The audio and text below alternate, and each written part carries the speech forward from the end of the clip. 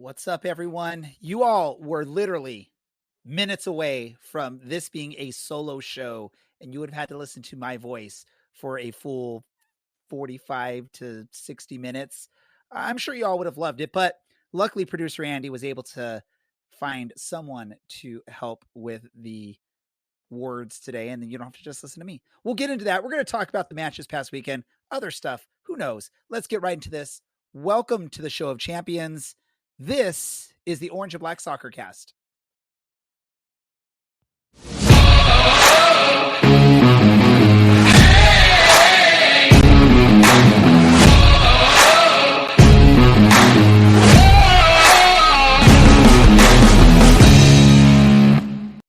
And as we start this show, one of my regular co-hosts decides to jump on. We're going to get him here soon, but I'm going to introduce the savior for this episode that saved you all from having to listen to me for a full episode. You might recognize his face from our intro video, Lifting the Cup at Championship Soccer Stadium. That is CLC's finest, Blaine Jenks. Blaine, long time, no chat. Welcome back on our show. How are you doing? I'm doing great. It's been a long time since I've been on here with you guys. So glad to be here. Glad to help out. We're glad to have you. You're pretty much the expert when it comes to this team, when it comes to the history of this team and just knowing what's going on the pitch. Let me just get before I even bring in anyone else, let's get your just thoughts so far at this point of the season. We're now mid-May for Orange County Soccer Club. Where are you with this performance from the team so far? Do you think they've overachieved, underachieved, or they're right about where you thought they'd be at this point? I would say I think we're right about where I thought we'd be. We kind of knew that there was some holes going in and some depth issues going in, and we always have a fair amount of injuries every season early on, so it's been about the same. So I kind of think we're right where I kind of anticipated. Awesome, and so you're thinking we're right about where you anticipated this team to be.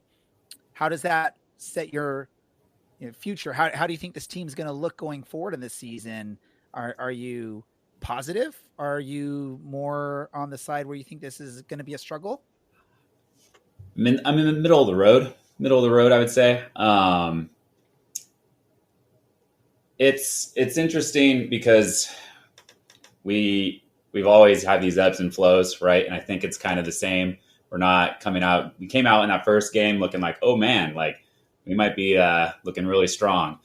But as injuries happen and depth gets tested, I think most seasons you kind of see us landing where we are right now. So it's not a surprise. And I think we'll be right in the middle of the road as the season goes. We'll add new faces, I'm sure, as we do over the summer. And I kind of see us finishing middle table, maybe squeaking into a home playoff spot. We'll see. But I think we're a solid playoff team, but may not get that home field off the bat.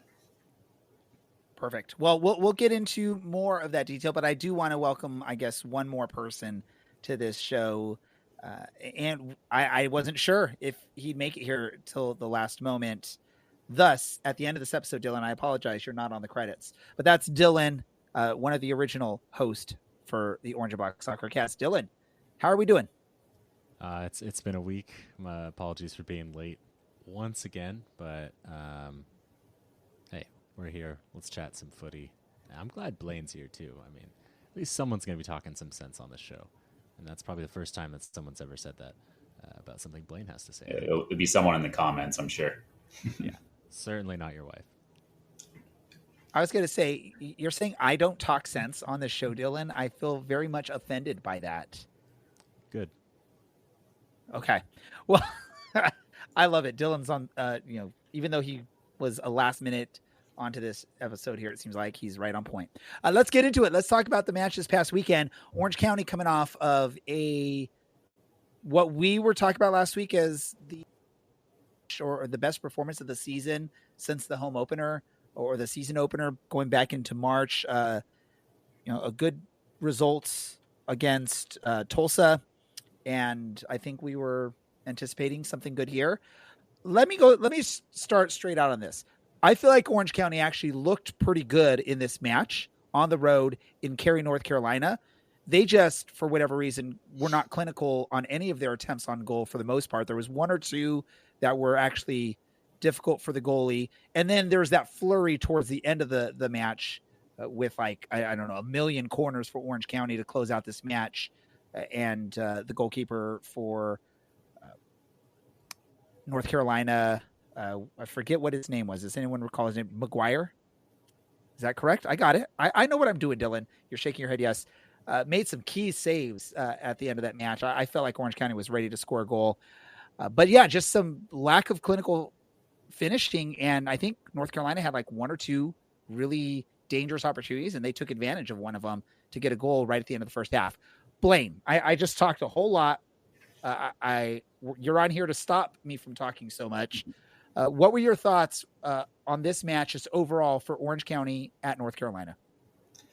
So I was watching on my phone during my son's baseball practice, so trying to pay attention when I could. I felt like long stretches, it kind of, from both sides, the game kind of got a little dull. And it was hard to really open up the back lines on either side. So overall, I mean, it's traveling to the East Coast. I felt like we looked a bit lethargic for stretches, but obviously at the end of that match, we started pressing and we just couldn't find the finisher. We easily could have drew that game. North Carolina didn't seem overly dangerous throughout, but they also seemed it was an interesting game. It seemed like both teams felt a little lethargic throughout. But we did put ourselves in some really good spots. Dunbar put himself in some really good spots. I just got to find the frame on some of those. So, like you said, we looked like the better team at the end of all of it, but not a fantastic team. And maybe I say different things if we put two away. I'm singing our praises, you know. But overall, we were okay. Yeah, plenty of opportunities for Orange County. I want to just my brain thinking here, right? There was at least 4 or 5 shots that just went slightly over the crossbar or were tapped over from McGuire, North Carolina's goalkeeper. Dylan, what do you think of this match overall? Do you think the result doesn't match what should have maybe happened in this match for Orange County? Obviously, we saw a pretty much one-on-one with the goalkeeper where Bryce Jamison just shanks it wide left. And when I say wide left, I mean wide left. And a couple other times where we saw Dunbar on the replays, we saw Jamison on the replays, barely, over the crossbar. Did Orange County deserve to pick up at least a point, if not the full 3 points in this match? Or do you think the result is proper? Well, I'm going to say that the result is proper because it's the result. Maybe statistically, I think is a better way of looking at it. Where did North Carolina do anything in this game? No, not really. 2 shots on target. One of those found the back of the net. That happens, and life happens. We looked okay. I think that is a good way of describing it. We looked a lot better than I thought we were going to look, to be honest with you. Traveling east is brutal. That's typically kind of sought after as, hey, this is really hard to do. We're playing on a Friday. We're playing earlier than we're used to playing. Kind of everything stacked against us. But ultimately, yeah, we didn't manage to score, and that's why we're, we had a good result, and it's the stop-start kind of situation that we find ourselves in. I don't think it's time to blow everything up. I don't even think it's panic time yet, because for all of our shortcomings right now with the product on the field, it's starting to look like players are figuring it out. And whether or not Bryce Jamison didn't play for a few weeks to start this season because transfer details are being finalized, whatever that looked like, it's good to see him back in. It's frustrating he doesn't put that one away on Friday night. I think he puts it away a handful of other times this season. If he keeps playing, I think he puts that one away next time. But we didn't score, and when you start taking pot shots from distance, yeah, it's just gonna be difficult. It's hard to get it's hard to get through a back five. Yeah, Jake McGuire actually had a pretty good evening for himself. So kind of all went against us, unfortunately. But it's still young. It's still not panic time yet, or maybe it is, Ray. I don't know.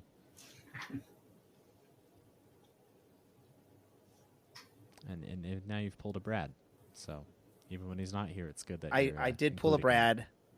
You know, I was typing, and you always give me a hard time, Dylan, when I'm typing and my mic isn't muted, that you go on the chats and tell me to mute because of my typing. So that's what happened there. I was trying to say I'm not in panic mode yet. I actually sort of agree with you. The team has looked better over the last couple of matches here. I think results on this, just one or two lucky bounces for Orange County. I think they have 2 goals. And again, it was very limited chances from North Carolina. And I don't know. Let me ask you this, Blaine, because I'm just, and again, I don't have the stats in front of me, but I feel like Orange County is one of these teams, this year's team, where the final couple minutes in the first half, they tend to sort of just shut it down. And that's when I feel like there's been multiple games this season where we concede in the final minute or two of the first half, and it just deflates us. It takes away whatever chance or whatever momentum we might have. Am I thinking correctly here, Blaine? Does that sound familiar to you? I mean, we've seen it once or twice. I don't feel, my memory serves me right, that we're creating a habit of it this season. We've seen that in other seasons before. So I don't know. Obviously, if you give up a goal at the end of a half, it's going to deflate you every time. And it's a little hard to get back in it, and it sucks going back to the locker room down a goal when you were that close to going in even. So, but I don't feel like it's a habit that we're creating. I could be wrong too. I don't have the stats in front of me. But yeah, it's not worrisome to me. Okay. Let me ask you this. I know a lot of people, and maybe you were one of them, there was a concern on the defense heading into the season. Obviously, Grayson Duty was supposed to be a big part of that defense for Orange County, and he suffered a season-ending injury in the Open Cup against AV Alta. We brought in Santos to sort of be the replacement for him. But what are your thoughts so far on what we've seen from Santos? I feel like in the limited play time, I think he's been sort of responsible for 1 or 2 of the goals, and I think he might have been the one that didn't track back to cover that back post in this game winner for North Carolina. Is there any concerns there from you? And I'll go to you. I'll ask you first, Blaine, and then Dylan can answer on that as well. I don't have any big concerns with it. I haven't seen enough. There's nothing screams out like, oh my gosh, we need a replacement for this. But obviously depth is important. I'd have to see a few more games, some more minutes out of them to kind of make a judgment call on that. Okay. Dylan, your thoughts? I like a wandering fullback, and I don't think that's really causing our problems. If I wanted to point at a longer-term issue that this club has been plagued with for years, it's floated crosses to the back post. But that's not a fullback's responsibility. Ultimately, he needs to get up the pitch to support the midfield and provide some width moving forward, and that's the risk you run. Is that on occasion it's difficult for them to get back, and you can get caught out like that. That's why you have a holding midfielder. And, Partita just doesn't step in time with everybody else, and they get away with one. All right. We've talked about a lot of the stuff on this match. Is there anyone that you were, and I'll go to you first, Dylan, any players from this match that stood out for you as they've earned either the playing time that they received or they've earned more playing time based on what we saw in this match? Is there anyone that stood out for you from Orange County? I think Lion McKinnon. I know that Zubak is, working his way back into fitness after that injury, but even if he didn't score in this match, even if a lot of that work was coming from distance, I think he offers us something a little bit different. And Zubik's had a rough start to the year, so I wouldn't mind seeing McKinnon get a chance for a little bit longer and seeing what we can work out with. Because ultimately, like, if Ethan Zubak is your option coming off the bench, that's pretty freaking great. That's going to be terrifying for a handful of opposing center backs. And what about on your end, Blaine? Anyone on this team that you saw, you're like, oh, they deserve more minutes, or they deserve the full match like they got? No one's really grabbed it. Like, I mean, I really enjoyed when Barjolo came in. I don't know if he's needs to get more minutes than coming in late currently, but I felt like he had some good movement late in the game, so maybe in a little earlier than he was in this match. But outside of that, I was really enjoyed Dunbar's movement on the ball. He had some good turns. I would like to feel like when he gets the ball inside the 18 that it's going to be a dangerous moment. But currently I'm like, okay, I don't feel like the goal is coming necessarily.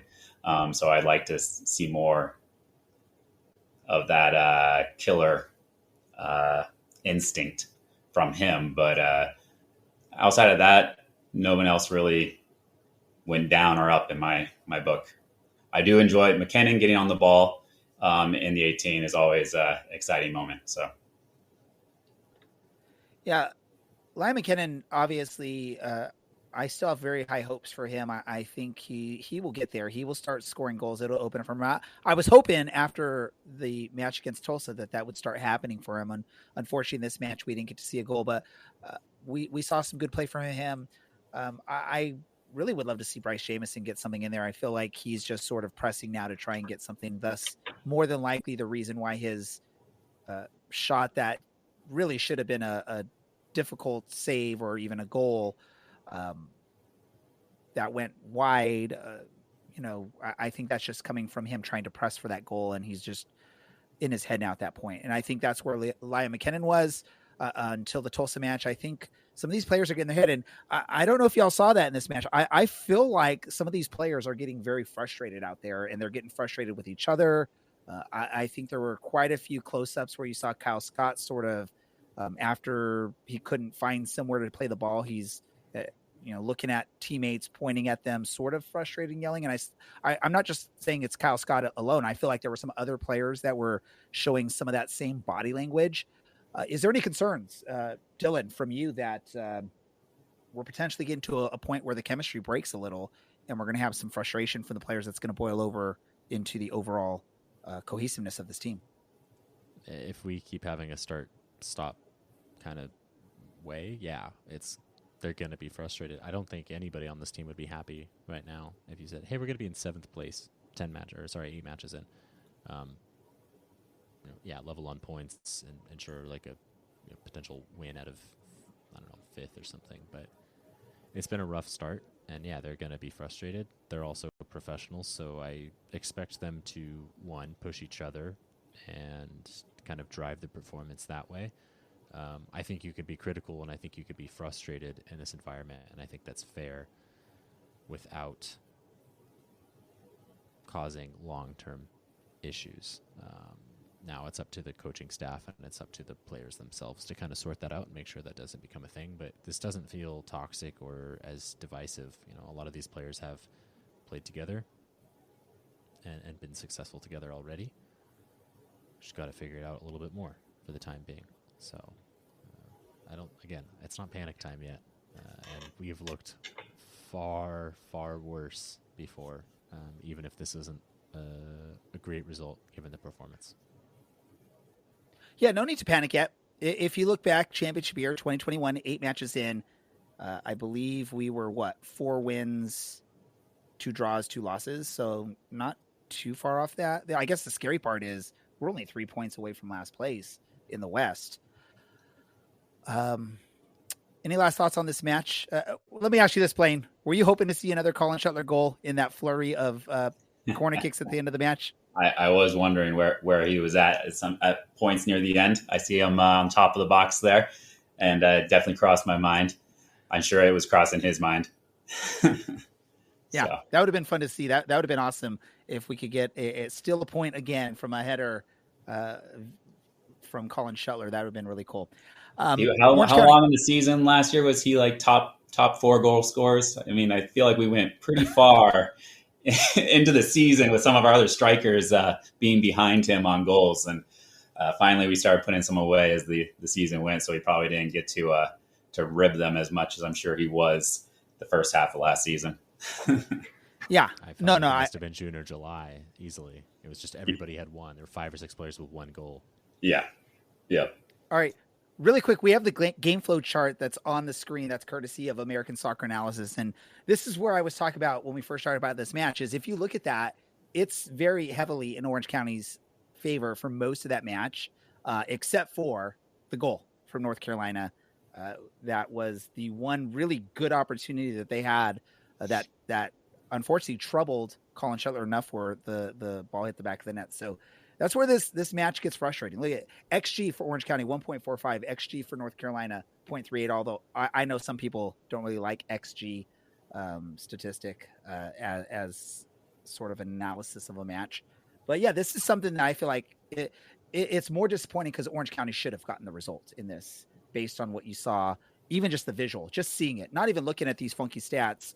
I didn't know any of these numbers until we see them on the screen right now here for the live view, which in case you don't know what we're talking about, we do a live show every Tuesday night at 8 p.m. on YouTube, Facebook, Instagram. We also release the video format of the show on Spotify podcast. So you can actually watch this on replay if you subscribe to us on Spotify. Also, just follow us anywhere on social media, Twitter/X, Facebook, Instagram, Blue Sky, whatever social media platform you like, and give us those hearts because we like those as well. For Orange County to get back on target and get back on the positive track, it's going to take some work because they are going to be hosting New Mexico United here this coming weekend. Let's see. How's New Mexico looking into this season? Does anyone know? I don't have it right in front of me, but I believe they're looking pretty good. They're third in the West. They're third in the West. It's either win or lose for them. They do not draw. Hilariously, they've scored 9 goals and conceded 9 goals. So, boom. But they don't draw. Bust for them. That is so random that you're on pace for basically a draw, but you don't draw. That's interesting. Dylan, since you jumped in with that there, I'm going to let you get the first crack at this. New Mexico United, Orange County. What do we need to see? What, obviously, other than the Allen special of we need to score more goals than them, what do we need to see from Orange County this weekend to get the fans excited again? A bunch of goals. I mean, what's exciting? And Blaine, please correct me if I'm wrong. We've lost some high-scoring games before, and it's still at least exciting if we lose 4-3 as opposed to losing 1-0 and taking 20-something shots. Yeah. We everyone likes to see it hit the back of the net. So yeah, even if you give up some, it'd be entertaining. Yeah. Now, I think that was maybe the way that we look at, hey, the season's, we're just going to win every game 4-3 and see what happens and hope for the best come the end of the year. And well, it's not working out so far. But yeah, I think working forward, working the ball forward and maybe figuring out exactly how Santos fits into this one. Probably a little late to go back to it now, but the kind of average position map, he does end up kind of on the right wing by himself. And I think that's in large parts because Bryce Jamison is just getting so far forward and kind of getting a little bit more narrow. So obviously I think that's why we conceded Friday night. But if we could find him to get involved, I think part of the reason Orange County has been so good is when Ryan Dogman's able to get so far up the pitch because he is supported by a holding midfielder that suddenly you have an overload on one side of the pitch. And if we can have an overload on the other side of the pitch and just move the ball back and forth and wait for someone to make a mistake, they will eventually make a mistake because, well, the easiest way to get defenses to make a mistake is to just ping across to the other side, have everybody try and shuffle over one player. Someone will eventually forget to shuffle over. They'll leave a gap, and we can head in because Lion McKinnon is plenty tall and plenty strong enough to get himself onto the end of something. Ethan Zubak is plenty tall, plenty strong enough to get something. Cameron Dunbar, probably not who you'd think to be winning headers in the box, but on Friday night, hey, he proved he will and he can do it. So it just takes that moment. We just have to force mistakes from our opponents, and we're home and a free, and then we can give them their 4th loss of the year. That'd be fun. Blaine, your thoughts on this upcoming match? Are you nervous? Are you excited? Or what's your feeling going into the match at the Championship Soccer Stadium against New Mexico? I feel like it's going to be a tight match. I don't see either team racking up the goals. I think it's going to be a 1-0, a 2 or 2-1, either direction. So I haven't watched too much. I've seen some highlights of New Mexico, so I'm not overly familiar with their squad this season, outside of just looking at the stats. Similar on goal differential. I think we're -3. They're at 0. So I think it's gonna be a tight game. I think if we play even like we did in North Carolina, if we convert 1 or 2 of those chances, then it's a different game, and we don't have to change a whole lot in how we're playing to get some points out of this. Yeah, and I didn't know this because I didn't really do any pre-scouting, but Josh Wright on the chat says the New Mexico goalie got a red card the last match. So they're going to be going with a little bit less experience between the sticks. I think their backup is Chris Shakes, and he has all but 2 matches, or he's only got 2 matches of experience at the USL Championship level. So this is hopefully an opportunity for Orange County to get those goals that we were all anticipating that they can get, and get some high scoring. Get a high-scoring performance from the team. Maybe some goals from Liam McKinnon. Maybe Bryce Jamison can open up the net. Maybe War off the bench. Maybe Tristan Trager if he gets some minutes. It'd be fun to get some goals and see the ball hit the back of the net more than once or something like that. And apparently we do a lot better job of scoring when we're playing at the Championship Soccer Stadium as opposed to on the road, which I think is still 0 on the road for the USL Championship. I don't know. That I according to the NCFC announcers, I guess they said Orange County hasn't scored on the road yet this season. I haven't fact checked that, but that's what they were saying. So I'm just going with that. Dylan's thinking or looking. Yeah, I'm gonna wait for somebody to fact check you in the comments. But you had this feeling like we'd conceded a bunch of goals right before halftime, and we haven't. So yeah, you know. I usually know my stuff. I can get things wrong every once in a blue moon. But I don't get 2 things wrong in an episode. That's definitely for sure. Let's get our predictions for this match. New Mexico at Championship Soccer Stadium, Orange County, New Mexico. What's the scoreline for you, Dylan? I think Tim Backus being out is going to be a big miss for them. I'm backing the guys to, again, they're moving forward and things are looking good. We can convert. I'm going to say 2-0 here. So first shutout of the season for Orange County is what you're claiming here. Blaine. I'm going to go with 2-1. I can see us going up 2-0 and then conceding. So I'll go with the 2-1. Hopefully at home we can come out with 3 points. All right. And we got some predictions coming through on the chats on the live stream. Joseph Figueroa, 1-0 Orange County. Mikey Rodriguez, 3-1 Orange County. You know what? I feel like I'm getting to one of those points, Dylan. I'm getting to one of those points where I just feel like we have to do it. Do you not want to? You don't want to hear it. You don't have to do it. Josh Wright. Okay. 2-1. I won't. That's a great shout. I will not do it then, Dylan, because you're telling me don't do it yet.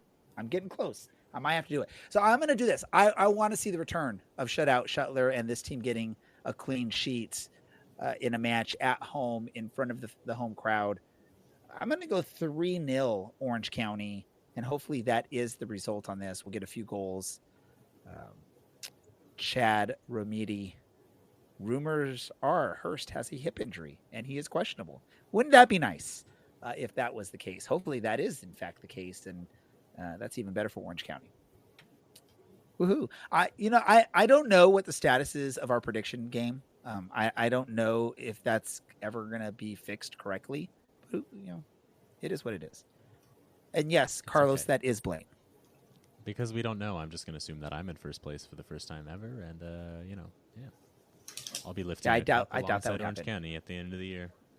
Mine will just be smaller and insignificant. Perfect. Anything else on this thoughts about this match before we move on? Yeah, I do just want to say that New Mexico has yet to concede more than 2 goals this season. So if they somehow manage to concede 3 goals, Ray, you've got something going. We might actually have to start paying a little bit more attention and respect to you on the show. How do y'all not pay more attention to me after I said Ryan McKenna needs to play up top, and he does, and he has a 2-goal match against Tulsa? Y'all should be listening to me right after that for the rest of this and taking me seriously, Dylan. That's all I got to say. Yeah? No? You look confused, Dylan. I typically just kind of tune you out when you start talking, but look, a blind squirrel finds a net every once in a while. He scored a brace. Next week he didn't score at all. It happens. It happens. It does happen. Yeah.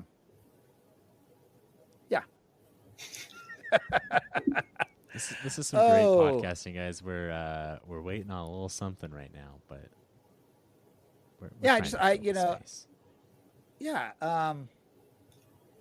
Is it? So I think Bryce gets one. I think Bryce is due. Bryce needs one, yeah. and maybe our guest that's going to be jumping on right now will get a goal or 2 or 3. Who knows? Let's bring him on. That is attacker for your Orange County Soccer Club. We haven't seen much of him yet, but we're hoping we get to see a lot more of him at the remainder of this season. A local high school legend when it comes to soccer and I guess the American version of football. That's Tristan Trager. Tristan, welcome to our show. Hey guys, thanks for having me. We're glad you could join us. Before we get into all this soccer talk, tell us about, I just learned today that you played football in high school. Yeah, that's true. Yeah, I played football all 4 years.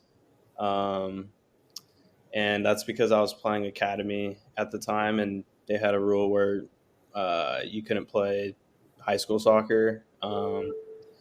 Yeah, and funny story is my mom actually gave me the idea to kick footballs and just use it as a way that if soccer didn't work out, then I could possibly kick football in college. So, yeah, I started freshman year and went all the way to senior year. So played all 4 years and won a state championship my junior year. So that was pretty cool. Only state championship in San Clemente history. So there you go. And how different it is. Like, did it like ruin your skills with soccer? Like, what's the difference between kicking a football and a soccer ball? And did it impact you at all? Yeah, I dealt with some injuries for sure. And that was because I was growing during that stage as well. But I would say the only differences are obviously soccer ball, you're trying to keep it low. But I would say that the football is more of like hitting like a long ball kind of with loft. And you like finish on your plant foot, whereas if you're like striking a ball, you're kind of finishing on your kicking foot. So kind of just like, yeah, that's like the technical side of it. But I would just say it's like hitting like a long ball, like if a center back or a goalkeeper were hitting a goal kick. Yeah. All right. And one last question about American football, then I promise we'll get to the actual good football questions. Yeah. Do you recall what the longest field goal or kick you made in a game? I don't know. Our offense was pretty good. So I was never, if we were like, I think the furthest a rough guess. I think the furthest I hit was like a 35 in a game, 36. If we were outside of that, like 40, we would just go for it on fourth down. So, hey, it's all fun. It's all cool. You know, these random things that we learn before our guest comes on, and it's fun to talk about. Let me ask you this next question, because obviously, first season with Orange County. And you're local to, you're from Orange County. What is it like playing back home, and how many friends and family were asking you for some free tickets to the matches this season? Yeah, it's pretty surreal. It kind of didn't hit me for a little bit because I would always come home for the off seasons, whether that be in San Clemente or um, my wife before she was my wife. She lived in Hermosa Beach, so I would just kind of bounce back and forth between those two cities. Um, but yeah, this off season I just never left. So it was nice. Yeah, and it's ironic because I played for Strikers Academy my last 3 years of high school, and I was just training. I would train on the Great Park Fields right outside the stadium. So to be training there now and uh, yeah, playing games at the Champ, it's still hasn't hit me because I haven't played. I've only played a few games there so far, but yeah, a lot of friends and family congratulated me after signing with the club, and I've had friends out, and my parents go to every game. So yeah, I'm pretty blessed.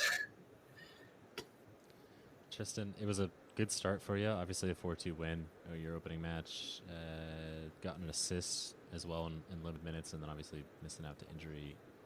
You're kind of rounding back. So where are you at in that fitness kind of that fitness stage right now, and how close are you to more assists? Yeah, yeah. Fitness level is I'm good. I've played the last 2 games near the end. And the injury I had, like I re-injured, so I was kind of nursing an injury in preseason with my hamstring, and then was kind of rushing it back to maybe be able to play in the first game because that was something really on my mind to be able to be back for that game. And then Scylla crossed the ball, I think, and I like outstretched my leg pretty far, and I remember just kind of not really feeling anything, but after the game, I knew something was wrong. And it was just a re-injury of the first injury I had. So I knew coming back, it's a really long season. And so I told, the training staff and whatnot that I wanted to like take my time and really get it right. Therefore I could be healthy the rest of the season. So yeah, it took a bit longer than I think everyone was hoping for to come back, but yeah, my body's feeling good and hoping to keep it that way for the rest of the season. But yeah, the fitness levels I would say are about 100% now. So excited for that. I'm glad to hear it. The team's changed shape a little bit. The team looks a little bit different week to week. Where do you see yourself fitting in now as opposed to week one? Yeah, it's been tough with the injuries, not just myself, with other guys. So I feel like we haven't had like a consistent run of games with full squad being healthy, which has been tough, chemistry wise for players that have been healthy during this time. Playing with different lineups and stuff. But with the amount of games we have, and I think we have so much depth in our attack, a lot of quality players on this team. So it's just fitting in where the team needs me, and just doing our best to win games. That's kind of the bottom line, is just whoever's on the field, do your best, and if you're coming off the bench, try to finish the game off strong. Are there any players in training that you feel as the season goes, you're really feeling a strong connection with on the field, that you can really see a lot of connecting passes and so forth? Like who's that person that sticks out? Like, oh yeah, that guy, he's going to get me the ball. Yeah, we have quite a few players on this team that if you look back at my goals last year, I had a lot of finishes from like crosses. So I normally, try to bond with either the wingers or outside backs. So, Santos and Dogman and Pedro, and Grayson before, just, getting on those guys' radar, and just telling them the balls that I like delivered to the box, or just having that open line of communication with the outside backs.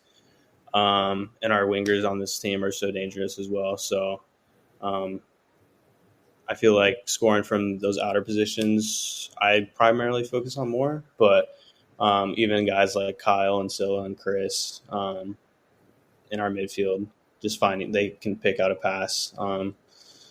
So yeah, we have a lot of quality on this team, but I would probably say just the more outside players, because I feel like our team we get in those outside positions. So just knowing where to be in the box.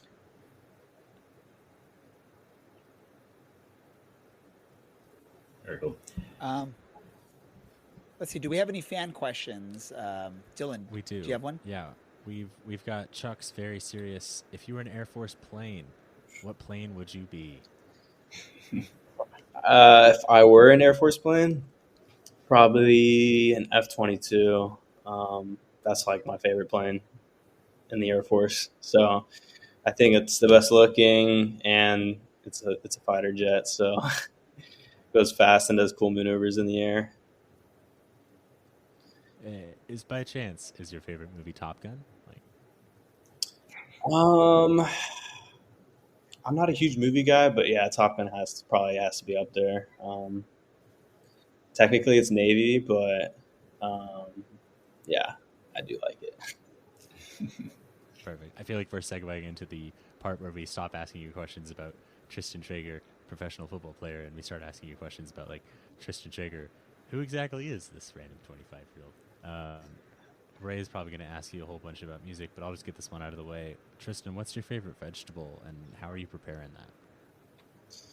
Yeah, I did my homework because I think Chad sent me some questions that were going to be asked. So, no.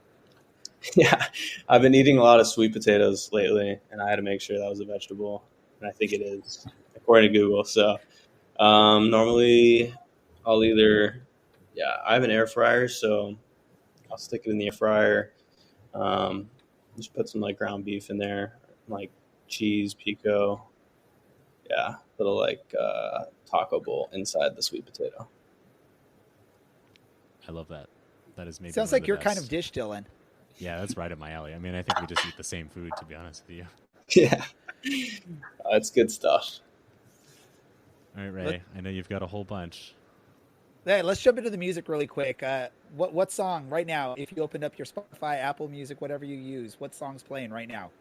Just, you don't have to look it up actually, but what do you think? What song is it? It's called Summer 91.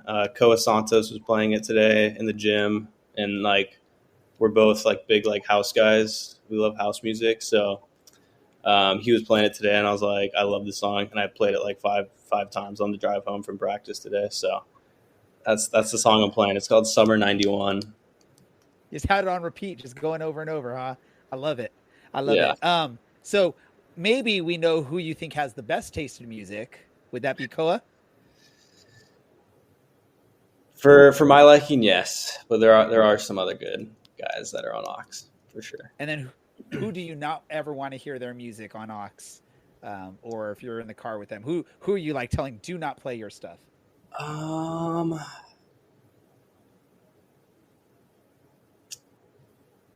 think some of the more foreign players. Maybe Liam. Liam? Yeah. What do you even know any of the songs he plays, or? No, he's just from Switzerland, so I give him crap. I will say this though, maybe you could find out a recommendation. He probably knows the best Euro beats to play for to have a really good soccer highlight reel. You have to have a random Euro beat playing in the background, or you're not a legit. It's not a legit highlight video. That's true. Now, one thing we've been doing recently is these 10 quick this or that questions. I'm going to switch it up a little bit on you. We're going to do this or that, but it's going to be sort of a playoff style here. So we'll figure this out. So I'm going to ask you, and then we can figure out what the categories are. Are you ready for this, Tristan? Yep. All right. First one, Dolphins or Cougars? Dolphins. Stallions or Titans? Titans. All right, let's go. Chargers or Hawks? Hawks. Hawks. Diablos or Mustangs? Mustangs. All right, Eagles or Lions? Eagles. Wolverines or Tritons? Tritons. All right, you ready? Let's then round number 2. Dolphins or Tritons? Tritons. All right.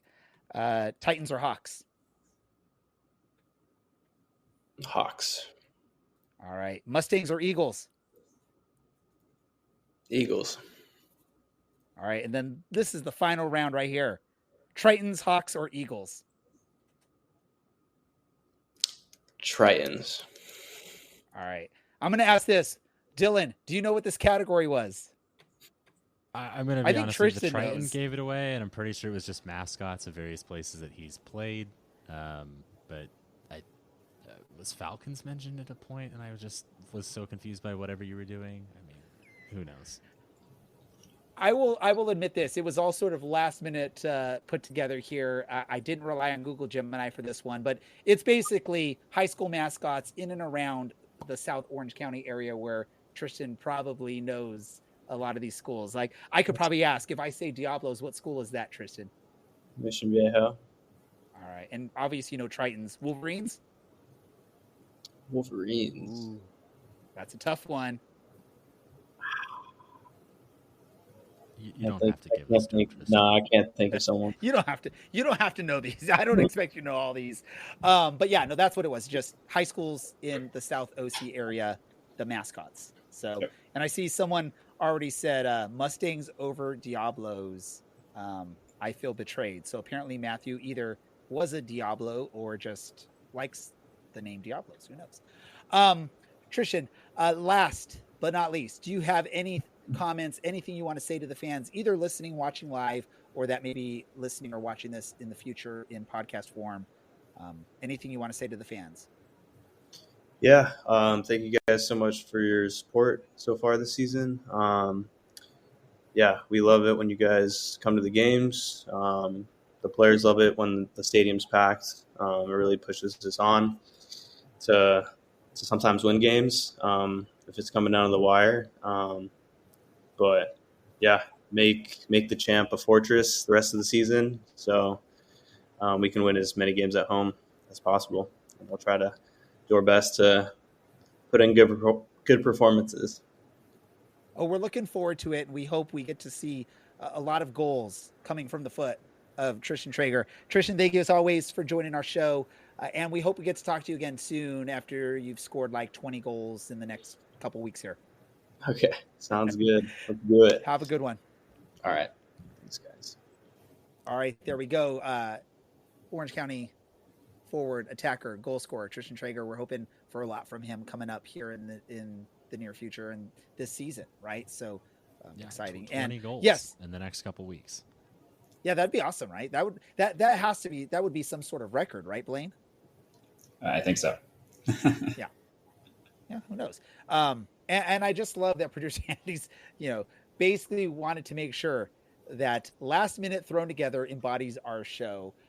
This is when I've started doing these quick response questions. I usually wait till I hear some information from the player, and then I try and base our questions around what I've heard. And I just was trying to figure out, and unfortunately, Gemini could not give me a list of this or that for high school mascots in South Orange County, so I had to put it together myself. So you can't rely on Gemini for everything, folks, or ChatGPT or whatever AI you use for all that stuff. Woohoo, fun stuff. Can you imagine? I'm going to ask you this, Dylan. Can you imagine if this would have been a solo show from me, how fun this would have been? You're right. Everybody, you're welcome that I'm here. It's maybe the one time Blaine, my presence has ever been wanted. Blaine, do you have any other soccer-related thing you want to talk about? I mean, this is whatever. I got nothing right now. I'm kind of blank. Dylan, anything? Or are we Honestly, I'm wrapping this surprised up? he didn't want to talk about Reading, but let's be honest. Wait, Let's.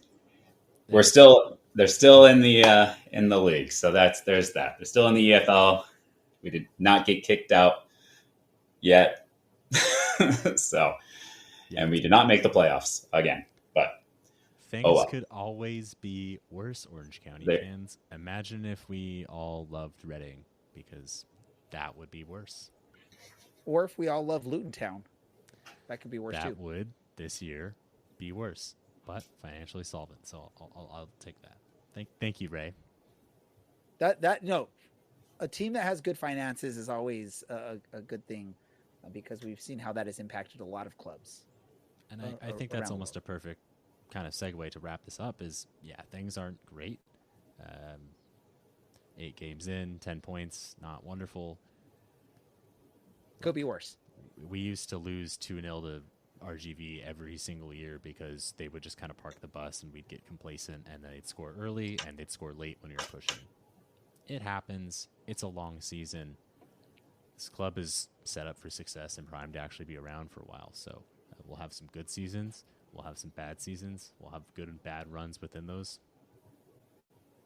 Oh, well. Wasn't all that long ago that we were in St. Pete going crazy. So with shirtless fanny pack Dylan. Shirtless fanny pack Dylan and Blaine, who successfully made his flight home, everybody. So I made it home. Good thing. I'm still married. Wait, still married. apparently good things can still happen. I got to ask this. Apparently there's a rugby match taking place at Championship Soccer Stadium. Are we excited about that, Blaine? Or are you sort of upset that it's going to ruin the field? I did not know there was a rugby match. They do have a tendency to destroy fields. When is that game, and how much time do we have? Is that this week before our game? I'm hoping not. Okay. According to Chad, it looks like after the match, the city is going to reseed the field, and OCSC will be on the road for most of June. So apparently it's taking place while we're away, which is good because we all know, especially Dylan can attest, because I think Dylan has played rugby in the past. Maybe he's going to – are you part of this match, Dylan? I am not. If it's probably not a surprise, but 155 pounds of me is not exactly my rugby playing weight. I would get snapped in half. No, but you would be perfect for that guy that the big, strong guy likes to throw up in the air to catch a ball. I mean, that's perfect for you, Dylan. Yes. I don't know what the position's called. I don't know anything about rugby, but I could picture you being that person. Dylan, you seem more made for rugby sevens. Get a lot more space and throw it out wide so you can run, but hopefully no one hits you. Blaine understands me greatly, but together you two were both correct. I was the man getting thrown in the air, and it is probably the worst experience you can imagine. Oh well. Somehow this has become the Orange and Black Rugby podcast, which probably means we should probably just stop here. All right, we'll stop it. Dylan, what did you learn this episode?